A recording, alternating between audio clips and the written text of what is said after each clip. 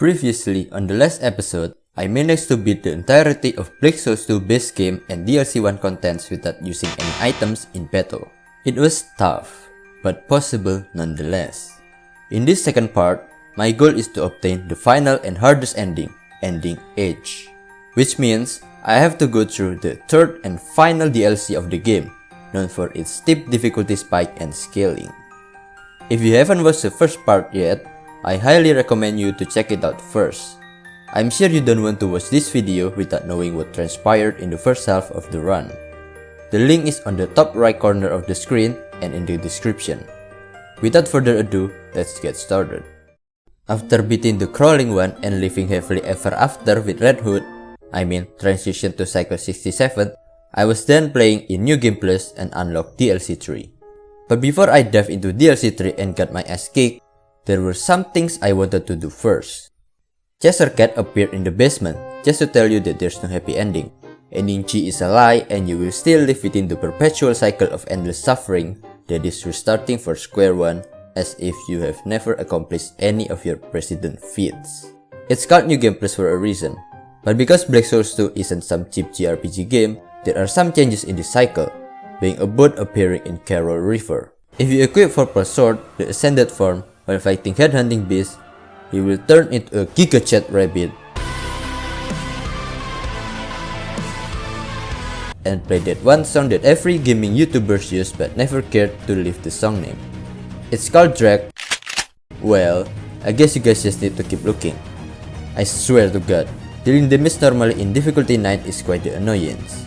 Nothing interesting happened in this battle to be honest. Pressing guard every turn and spamming percentage based damage isn't immersing to watch. His soul can be transposed for Heroic Purple Sword, a powerful sword that can pierce through evasion and counter attacks. It is so powerful that in fact, it gets power creep 5 seconds after you enter DLC 3. In Ludwig Town, there's Blackwell and it's important to do her quest for the final battle. I then run around hunting for fairy tale books to fill the archive with. This time I was able to save Fair Knight and get this fairy tale, Black Rabbit of Inaba. Guys, I forgot to do Blackwell's quest. I was way too lazy to transition again, so don't worry about it, it's fine. Fast forward to an hour and a half later, I was able to fill the library and got the ultimate reward. Is this what they call paradise? It was totally worth the trouble. I snatched Not's ring and forced her to propose to me. Her ring is kinda disappointing to be honest. Should have kept the other reward instead. One other requirement to unlock DLC 3 is to enter Chaos Dungeon. Yes, you can simply enter then quit thereafter on layer 1. Chaos Dungeon is a dungeon crawling minigame where you get to climb floors as high as possible and the enemies get tougher as you do. Not only are the loot, enemies and areas random, but the song is also random. You can pretty much get everything here. Consumables, weapons, rings, sorceries, boss-specific items, you name it. If you die at any point in Chaos Dungeon, you have to restart from layer 1. Also, you can simply skip all the bosses here for some reason. On every boss room, Mabel will appear and offer services like healing, level up, upgrading weapons, but most importantly, sells a stock of soul of the outer ones, plus 30 to all stats each, but increases sand. They are really trying to imply as if that's a bad thing, and I'm sold into it, no pun intended. Every few layers, around 20 to 30 each, the depth increases.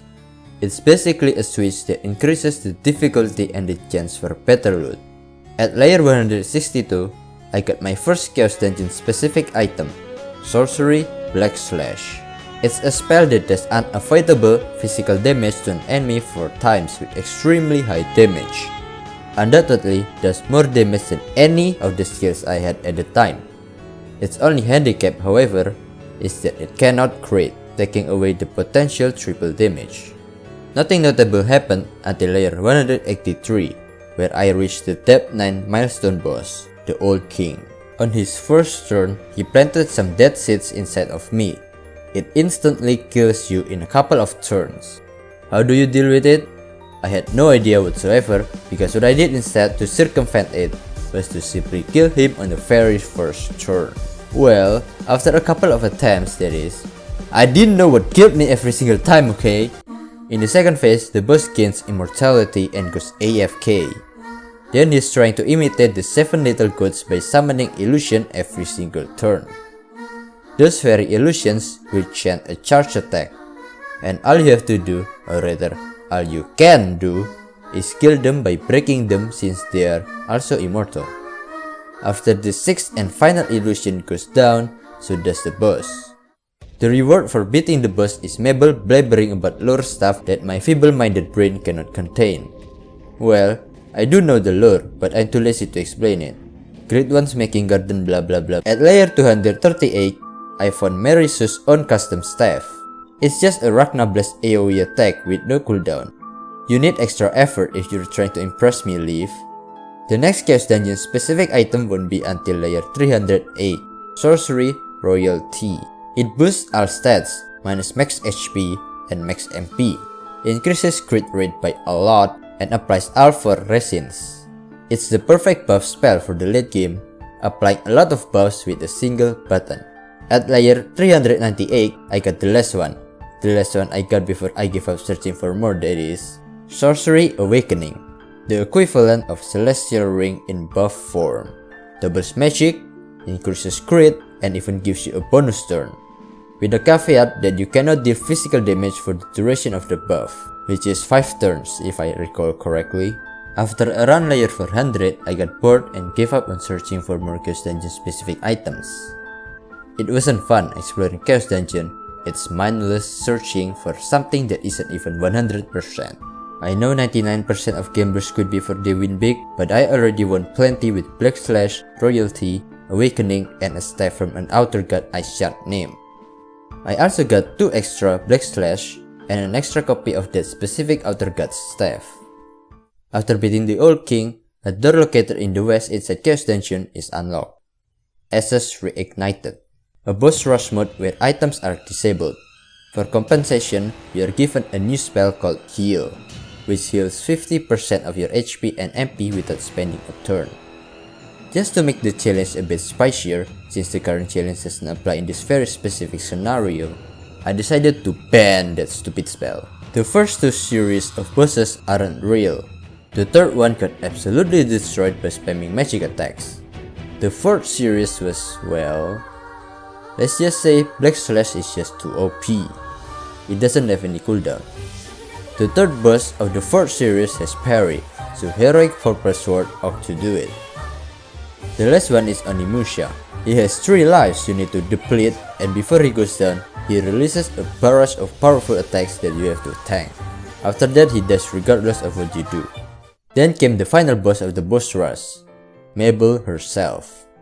She doesn't do anything for the first few turns, just stares at you menacingly. Heck, I don't even know if she will ever do anything, always dies before anything happens. For beating Mabel, she will reward you with Mystery of the Night Sky, the triangular sacred object none shall taint. A blessing upon all of us. A helmet that gives 30% HP and MP regen as well as 50% chance for bonus action. Oh, have I ever told you that entering Chaos Dungeon and SS Reignited automatically changes your difficulty back to 0? That's the reason why Old King and SS Reignited bosses felt so easy. Too bad I couldn't fight them in difficulty 9. Either way, the filler episodes are finally over. I was ready to embark into DLC 3. Jabberwock wasn't there to greet me cause I unalived her in advance. A door standing in the middle of the snow led me to a mental asylum much worse than the metal world. Crimean Nursing Graveyard is the first area of DLC 3. This is actually a horror game now. Don't you dare say I didn't warn you. Giving Viscera to the sackhead girl will acquire you the Whittled Ring. Reduces recovery and percentage based damage. This sounds awfully mediocre, but it will make sense for the bosses of Crimean. I have one word to say. Turn up your volume to maximum, and if you're watching on your phone right now, I highly suggest switching to your biggest monitor you have because what you're about to see next is just that fascinating.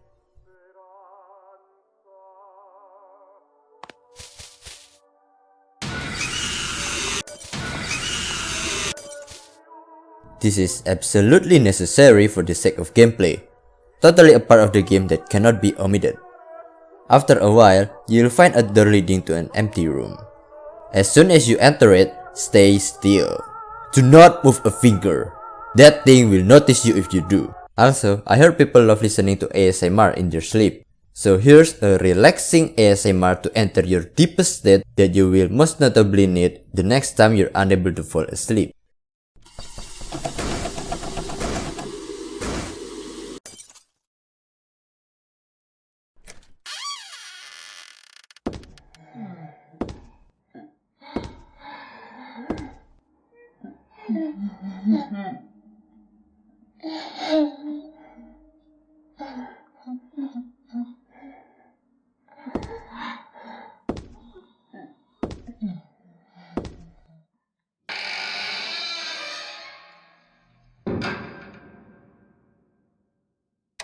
After a while, the lady will leave you alone.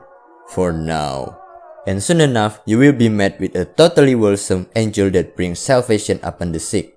Switch the lever on the left and be prepared to get surrounded by immortal zombies that run at you at hypermax speed. Having Twiddler's Covenant is a great way to deal with them. You can now access the elevator. Meet Dr. Jekyll, a kind doctor that will sell you viscera. He's mentally ill and has an alter ego, a different personality called Mad Devil Hyde. Being a person overdosed with almost maximum magic I casually dealt 4 million damage for every and each shot of heavy soul discharge. They dropped the best shield in the entire game, Two-Faced Buckler. It gives an extra bonus action for free. There's also the first lamp within that same room. On the 3rd floor, you can find some pleasure rings that give out hefty stat bonuses, and the merciful angel was back. She handed out the 2nd lamp and fake angel's wreath, a helmet I would have used if not for the triangular sacred relic.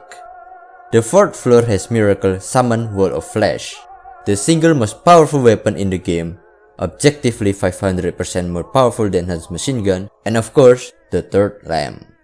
Before you can travel onto the next floor, you need to light all 3 lamps first.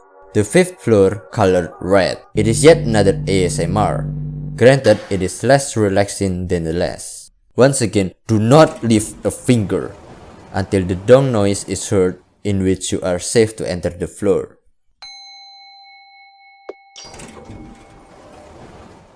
Yep, I did say the lady will leave you alone temporarily.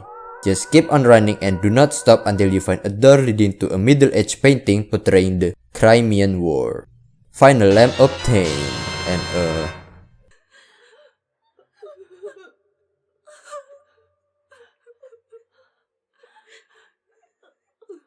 the screen fades to black as you approach the lady.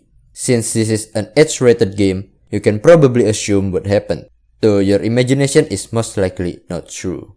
After all the lamps are lit, a staircase will open up north of where you are. The first boss of DLC 3, Nurse Call.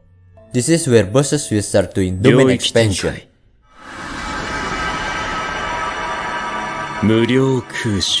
And the domain for this one matters a lot.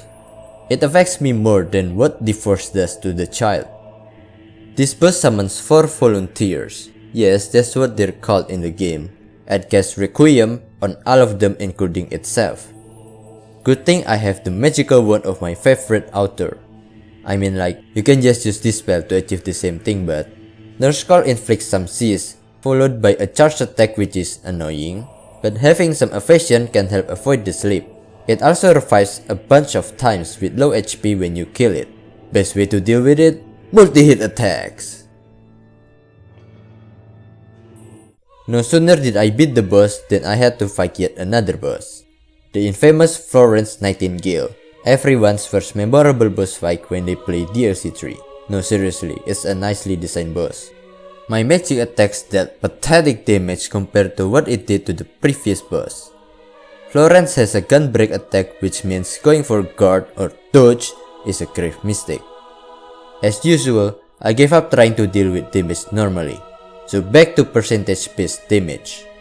However, this time, I had one of Arlea plus 5. It has the skill Spiritual Unity, which refreshes our cooldown. It also has the added benefit of using a single spell twice in a turn, which is normally not possible. With it, I could spam all the strongest percentage based damage every single turn, which accelerated the fight by a mile. Perhaps I forgot to mention this, but you get 2 percentage based damage spells somewhere in Crimean, namely Shadowy Bog and Acid Rain, which deal 3% and 2% respectively. Acid Rain also inflicts Laceration, a debuff that reduces attack and magic by 15% while also dealing 2% DOT. After Florence's HP hits 0, she will do a practice that every 14-year-olds love to do, self-harm, and transforms into an angel, a biblically accurate angel.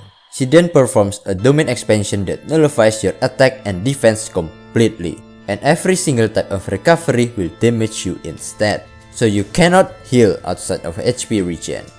This fight is trying to teach her, force you to use one of, if not the most useless mechanic in the game, that is being HP regen. But because I had mastered that mechanic ever since the dawn of this challenge, healing was not a problem. Also, I believe there's a typo on the domain description. It says that your defense is reduced by 100%, but what's affected is your magic instead. Since all of Florence's attacks heals you, there's actually a cheese to instantly beat this boss. If you disable recovery by equipping either Aberrant Coat or Godfish's Ring, Florence literally cannot touch you, and you can't even die even if you try to. For this specific fight, percentage-based damage is mandatory, and is the only way to damage Florence. Hence why you were given 2 percentage-based damage spells beforehand. This fight is very annoying and takes forever because Florence also has 5% HP regen, so you are suggested to inflict Feeble to reduce that regen. But the only way to inflict Feeble is through an item, or equipping a ring that you get from Crimean.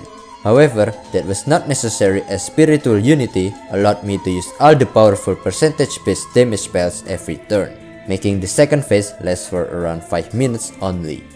Sadly, because I didn't do Blackwell's quest, I had no choice but to kill the founding doctor. Florence's soul gives you Holy Gunblade, which you can forget about immediately, whereas the nurse's soul gives you Guardian Angel, an armor that has an 80% chance to revive you infinitely, as long as you're lucky enough. After falling from an elevator, I came across a snow area not named Snowdin Town. Along the way, there's a girl lost trying to find her dear friend. The dev really wants you to erase her, but the correct thing to do is to leave her alone. Then I had to pick a side, either a unicorn that hits all body type 1 or... I didn't side with her because she has better assets, but because they have low resolution textures. Leiden's path leads to Snowfield, a big empty area similar to the desert area in Black Souls 1. I kept getting harassed by these 8-legged horses. All you have to do is go north, period. The loot in the area is terrible and not worth your time collecting. And I forgot to talk to Chanarchy. Actually, it's fine. Don't worry about it too much. That's -2 party members for the final fight. It's going to be completely alright. On the bridge, I got assaulted by a nice fellow, Prince of Hell. He's hanging from an imaginary ceiling. He spams a bunch of multi-hit attacks and will most likely kill you instantly if you don't guard. At half HP, he brings his friends to join him because more enemies equal harder fights or something. Strategy? There's no strategy to this fight, just a spam of my most powerful attacks until I won. Same with the very next boss, the bane of every fit enjoyer. His domain prevents you from attacking. Sure, I guess? Of course he uses Discord in light mode. To forcefully give penance to the poor soul, I spam Black Slash in the hope that he sees the enlightened path and repents for his sin. All things considered, Eunice's path is actually better than Leiden because you get a new coffee. Never mind, forget I ever said anything. In White Castle Town, I met the kindest fellow yet again. Surely he will never backstab me or anything, right? Which was why I backstabbed him first. It's the same guy except he attacks more times. He also guards, which I couldn't break because difficulty 9 is so much fun. whatever, it can expire, so no big deal really. A snowman wanted me to kill him, so that Gerda, the girl I ignored earlier, wouldn't go mad. Hey, at least I didn't forget to do this quest. Somewhere within a garden, I met an old nemesis, the one guy haunting me everywhere I went back when I first played Plexus 1. Truly a terrifying experience that even the Crowmauler himself from the other game couldn't match how annoying the stupid black person was. Indamea is probably one of, if not the coolest boss fight in DLC 3, or the entire game even. His domain reduces your dark resistance and his attacks always crit. Well, the last part wasn't relevant since guard nullifies crit anyway, and oh boy, it's very safe to say that he does a lot of damage. And it's actually a 2v1. The horse is a separate entity. Indamea himself is immortal, so you're forced to kill the horse instead. Two-faced buckler isn't strong enough to guard the damage, so I had to use an extra large shield. After countless failed attempts, I found that the best way to deal with the first phase was to simply beat it on the second turn. Because on his second turn, there's a chance that he will inflict silence, followed by a charge attack. And if you have already watched how Jujutsu fight went, silence is basically instant kill and there isn't a way to consistently prevent it. Evasion doesn't help either since Indamea also inflicts fear on his attacks. Killing the horse in the second turn is actually pretty easy. Double Heavy Soul Discharge combined with Royalty, Madness, and Awakening was enough to take it down. At least 4 out of 8 of the Heavy Soul Discharge must hit the horse though. That is until I found out that 2 regular Soul Discharge, which is a single target spell, was also enough damage. Phase 2 was where it got very funny. I'm not going to tell you why it's funny yet. Indamea summons 4 floating black eyes that do literally nothing, just standing there staring at you menacingly. Indamea can still inflict silence, but guarding with Guardian Bunker was surprisingly enough to tank his next couple of attacks until the silence expired. Once I reached phase 2, I immediately cleansed my madness using green power, since I will be using percentage based damage instead. It's far more efficient after all. Physical attack is not recommended as Indamea has 100% chance to counter attack and you cannot abuse Awakening bonus turn. Indamea also has Soul Break, an instant kill attack, which means Resurrectionist Ring is mandatory yet again. I kept dying and dying and dying and dying over and over and over and over again. But not to Indamea, funnily enough, until I remembered that Requiem existed. It sorta solved the problem and I was able to reach phase 3, where Indamea expanded his domain, making both of us immortal and had infinite attack for 20 turns. This is a true test of endurance. Even though Indamea is immortal, you have to keep attacking him, making sure he is always at low HP since he regen every turn. I mean, you just spam God's Angel for 10 minutes straight until I lost? My immortality ran out at the wrong time and I died in the process. There are 2 ways to tackle this issue. You can either make sure that when you reach phase 3, Indamea plays first, which means that when you beat the second phase, that's the exact time where your turn ends. Any excessive bonus action will make you play first. Or, you can manipulate your speed to be low enough that Indamea acts twice in a row, changing the turn order. TLDR, if the domain effect on your turn is at even number, you're good. But if it's odd number, you're fucked. So, which one did I end up doing? Well, it's extremely obvious and you can instantly guess it the moment you hear the question. The third option, gambling. But before that, let me tell you the funny thing about this entire fight.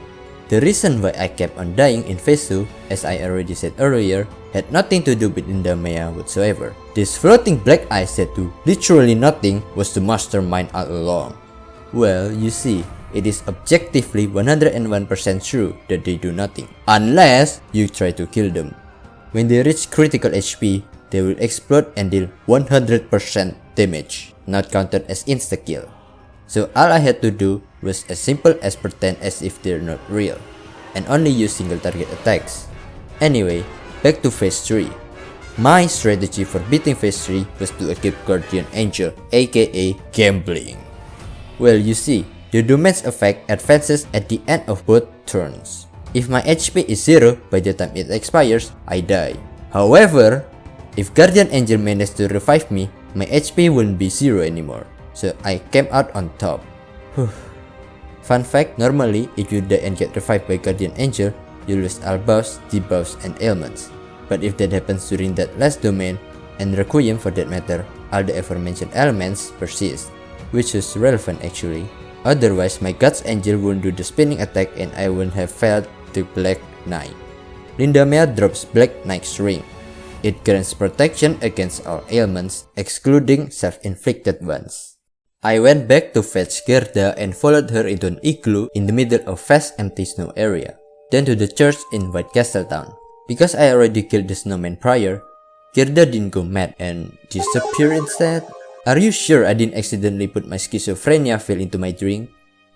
Anyway, it's time to meet the modern white woman, unicorn, Eunice. This fact is obnoxiously annoying. Eunice's domain prevents you from using unavoidable attacks, while Eunice herself has high evasion. To add insult to injury, buffs are also disabled. No absolute precision to counter the evasion, and not having buffs in general is excruciatingly painful. As if that wasn't enough, Eunice also has 100% chance to counterattack. Multi-hit attacks are better against high evasion since you can at least get a fraction of the damage delivered. It also makes inflicting fear using Ring of Fear much easier. Fear is pretty much the only viable counter to this bullshit horse. Landing a Fear, however, was near impossible due to my subpar luck stat. I tried equipping Sniper's Ring plus 3 for 60% more accuracy instead, but that did little to nothing to help. Eventually, I found the most unexpected solution. Yes, that's right. Mock Turtle's Ladder was the answer. By queuing up a multi-hit attack that doesn't hit too many times, Moonbar this to be precise, I weapon swapped to Mock Turtle's Ladder for the whopping 50% luck boost. It made inflicting fear almost guaranteed whenever I went for it. The only problem was that Eunice can buff her stats, including luck, so I had to dispel it first. Needless to say, trying to dispel a boss with extremely high evasion was infuriating. I basically had to spam like 2 to 3 dispels a turn just to make sure it landed. The ladder also happens to be an excellent weapon that provides reliable healing in the form of delicious soup. It heals 50% of your HP and MP with no cooldown. Also, very interesting that Indignation still works even though buffs are disabled. There are several buffs that are special, and those don't get disabled. Indignation and Guard are examples of them. Once Eunice reaches 50% HP, she will use Kagebunshin and heal herself to full.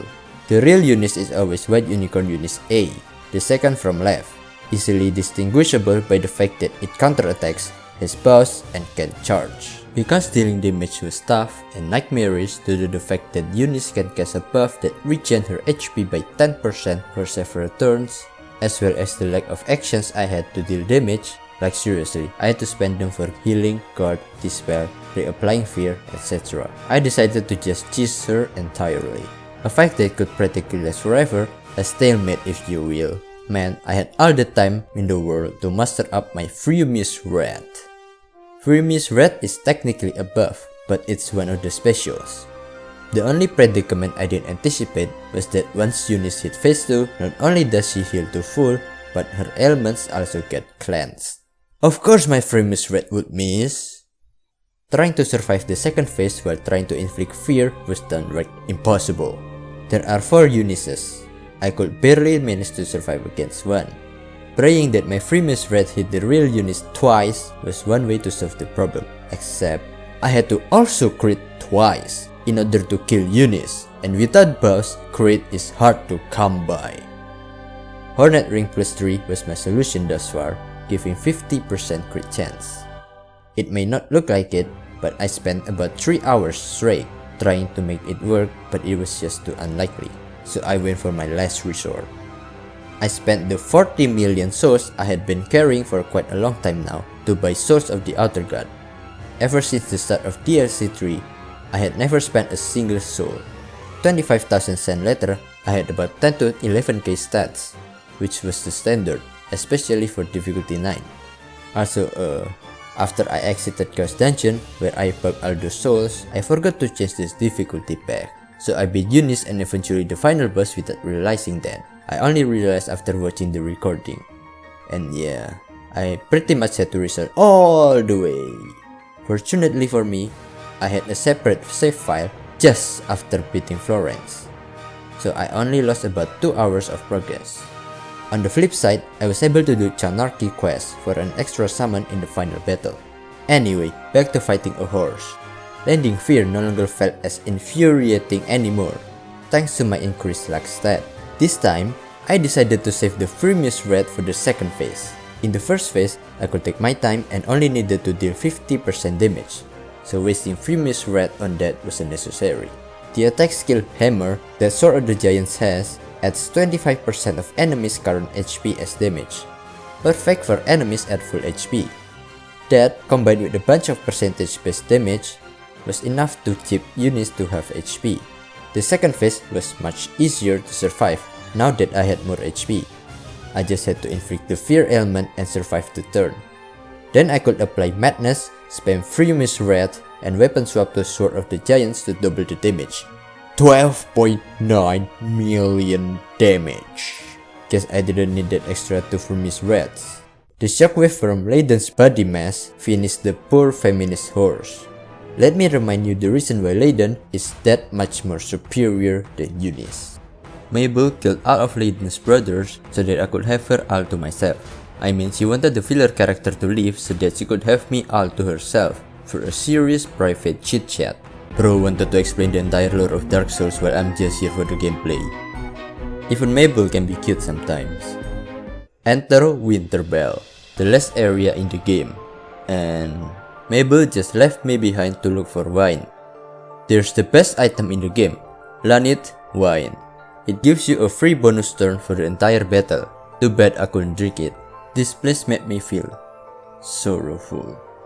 Grimm's children are chilling in the background, but there isn't a way to interact with them, giving this feeling of loneliness and departure. Like it's best not to interact with them for Grimm's sake. In some of the houses, there are stuffed polar bears that show recordings of past conversations. Note locked Mary Ann and took her paw. Wait, this isn't a lore channel? Zoom. Several more lures and yada yada later, I was forced to play a horror game. As if Crimean Nursing Graveyard wasn't enough to terrify me, they had to include this.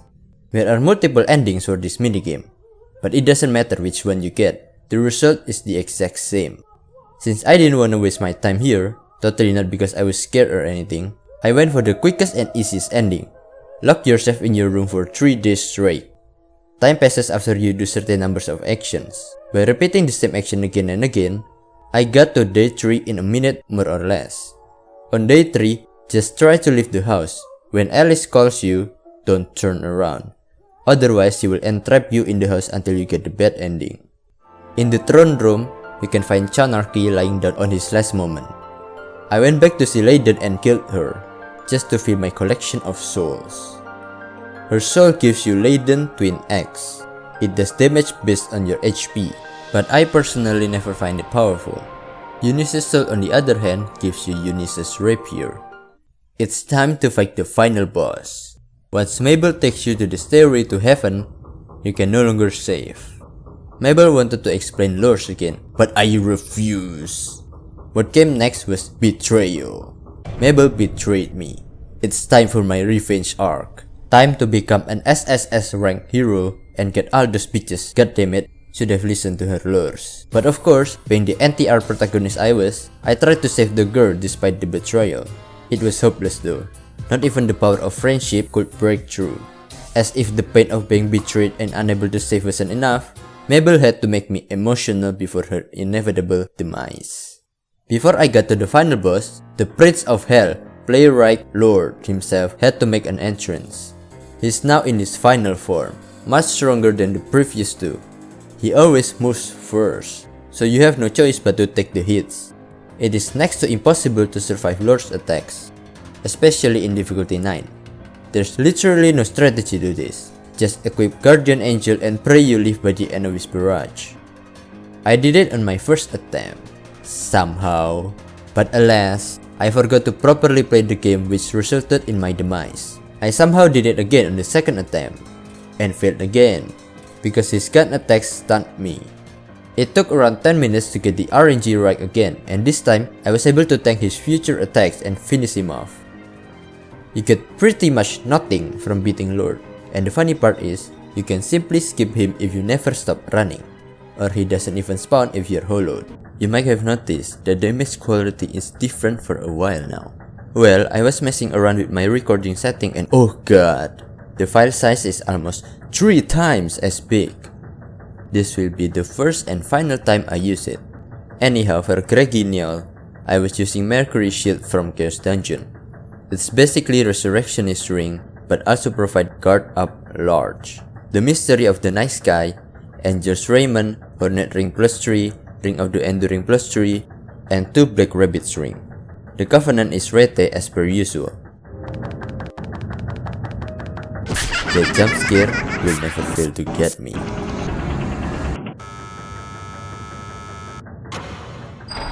I rejected the Machine God's offer and the curtain for the final battle was finally opened. The first out of 8 phases is Waxwork. There's no domain on the first phase. Waxwork is nothing special really. It has an all-stat buff at the start of the battle, but you can just easily dispel it. The game plan was simple really. The usual overdosage of buffs and every turn, especially in early phases, I had to use Freemius Red and attack with God's Angel to build up their strength. It didn't take long until I transitioned to the second phase where there are 3 different aliases. The domain effect reduces your attack, defense, magic, and magic defense by 100% successively. It changes every turn. On the first turn, you get minus 100% attack, which means it's the perfect turn to reset some buffs. This effect also counts Waxwork's leftover turns, so it's not a good idea to attack excessively on the first phase. On turn 2 until 4, the domain effect barely matters, so I just spammed physical attacks. And what do you know? I forgot to guard and died. Thank god I was not forced to witness Mabel's demise again. From that point onward, I didn't bring any summons ever again, because when I do, my PC will be cooking some omelets and it keeps freezing every 5 seconds. Anyway, even though there are 3 aliases, you only need to kill the middle one to progress. This phase has sleep, which is really annoying. While I could try to circumvent it, I didn't. I just brute forced my way through sheer luck. Phase 2, Alice in Wonderland, can easily be beaten in mere 2 turns with the power of Black Slash spam. Third phase is Leiden and Eunice rematch. The domain is a shared effect from both original domains. The buff disabled from Eunice's and the gradual defense and evasion loss from Leiden's. As you can already expect, not having buffs make the fight so much more painful.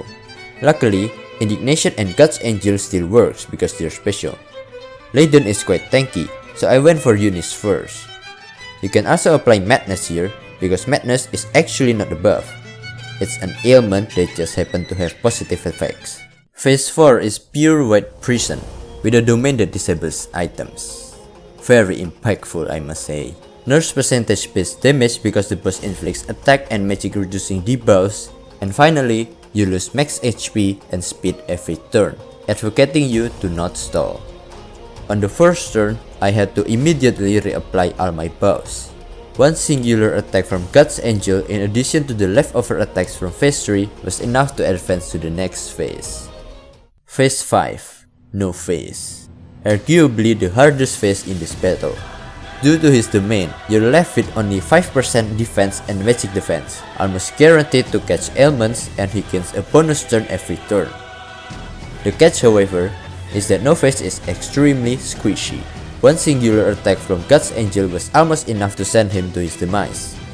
Phase 6 is Queen Alice. Her domain is Carol's greatest nightmare. It reduces a bunch of stats. This is the only phase that is entirely immune to crits. The best strategy as always is not having one.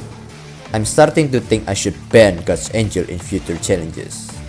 Phase 7 is Greginial itself, except it hasn't been sculpted yet. In other words, it's not in its final form. I was trying to come up with a joke for this one, but the game already made one for me. The 8th and final phase is Greginial's final form, the ultimate theater. Guard and Dodge is disabled due to its domain.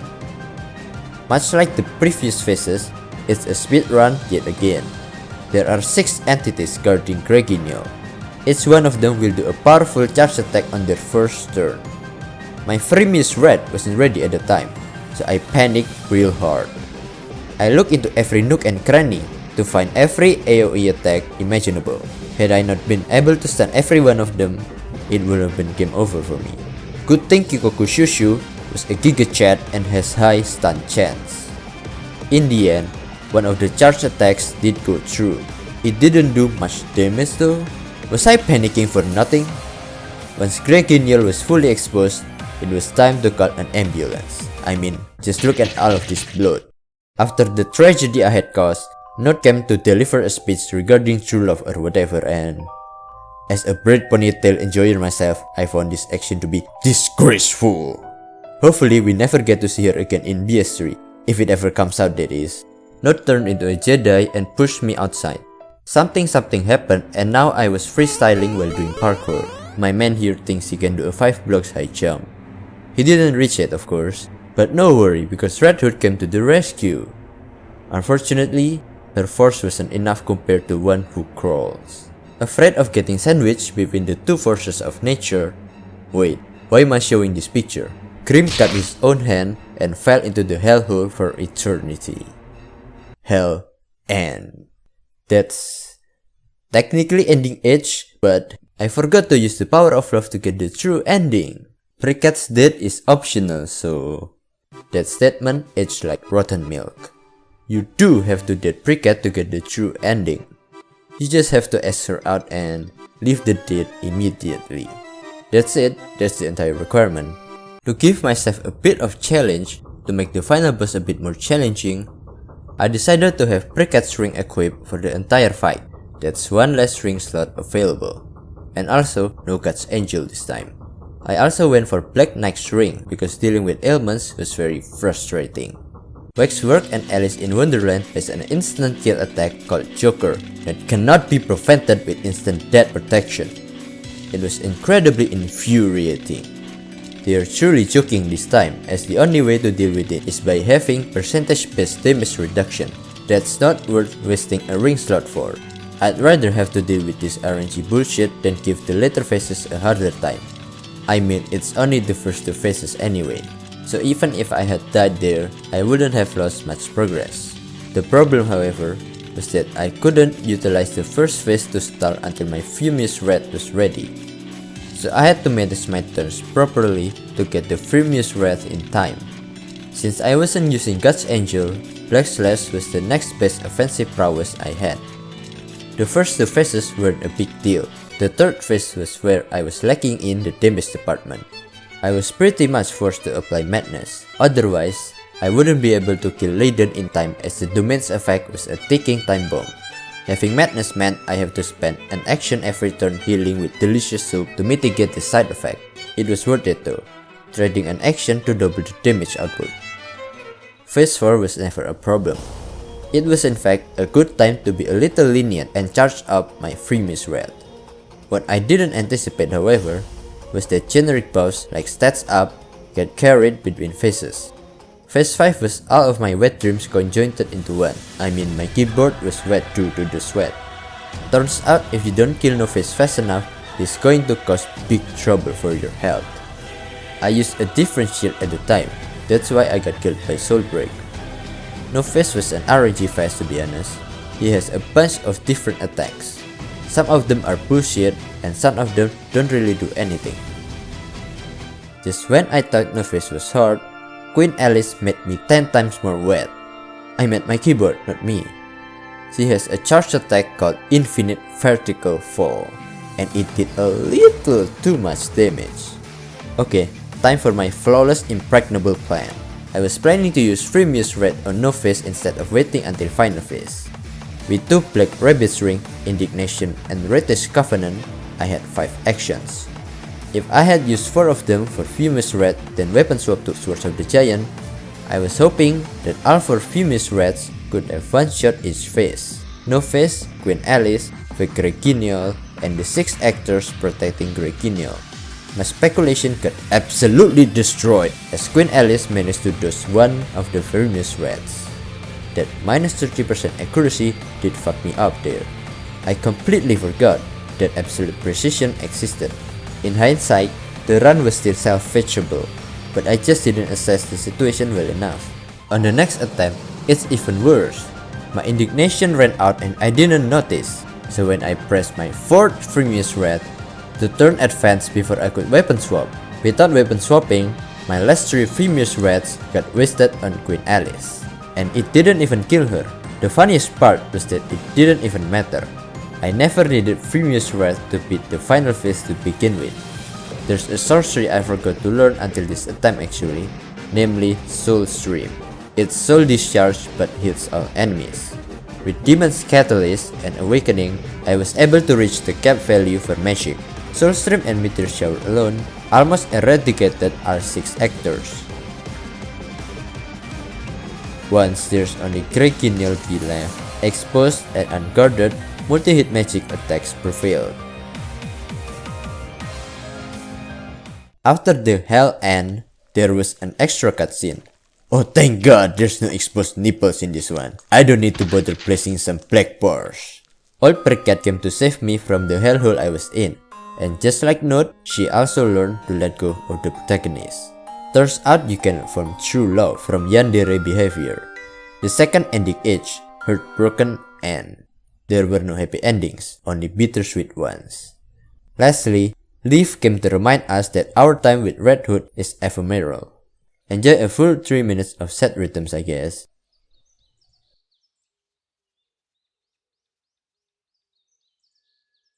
That's it guys. That's the challenge. If I have to rate the difficulty of this challenge out of 10, I would rate it non-alcoholic out of 10.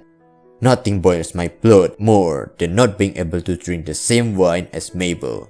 In all seriousness, this is probably one of the easier challenges. My very next challenge run will prove that for you.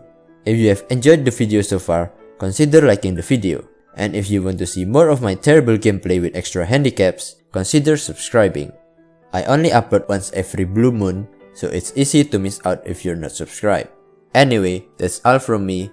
See you in the next challenge run and enjoy your last moment with the dog semen girl while you still can.